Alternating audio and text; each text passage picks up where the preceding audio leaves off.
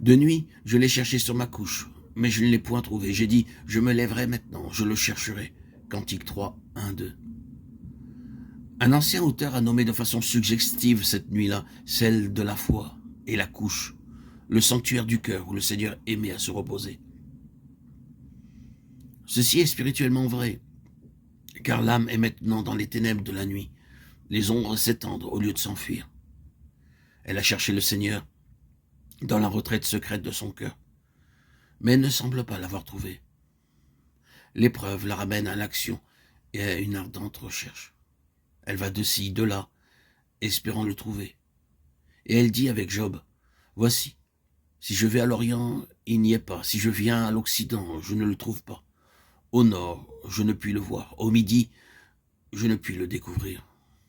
Dieu a brisé mon courage.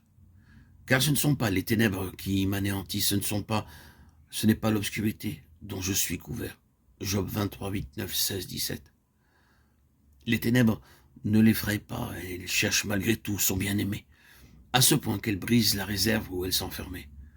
Le mur qui la séparait des autres tombe. Qu'importe ce qu'on pensera ou dira dans la cité, pourvu qu'elle retrouve celui que son cœur aime. Elle ne craint pas de laisser savoir qu'il s'est retiré d'elle. Elle en parle même aux gardes et leur demande de l'aider dans sa recherche.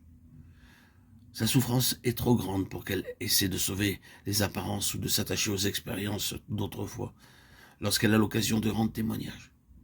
Elle veut être honnête, qu'importe ce que les autres penseront. Elle ne peut se passer de lui, elle veut le trouver. Le bien-aimé a maintenant atteint son but. Il l'avait inutilement appelée sans qu'elle se rendît à son appel, mais son silence l'a tirée de l'inaction et l'a amenée à la rechercher diligemment, en prolongeant cette apparence d'absence. Il a démoli le mur de séparation et l'a attirée vers lui. Il était là lorsqu'elle le cherchait dans la retraite de son cœur. Et il a vu son angoisse, il l'a vu allant de ci, de là, en quête de quelques bénédictions auprès des instruments dont il s'était servi autrefois. Même auprès du veilleur, il est resté silencieux dans son amour, car il veut la conduire à une parfaite connaissance.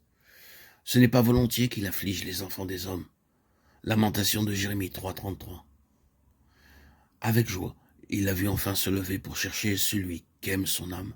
Avec joie, il a vu l'intensité de sa recherche et constaté son indifférence pour les commentaires du monde religieux et pour sa réputation. Il agit présentement avec elle, comme avec les disciples sur le lac, lorsqu'il se prépare à les dépasser pour les amener à crier à l'aide, Marc 6, 48.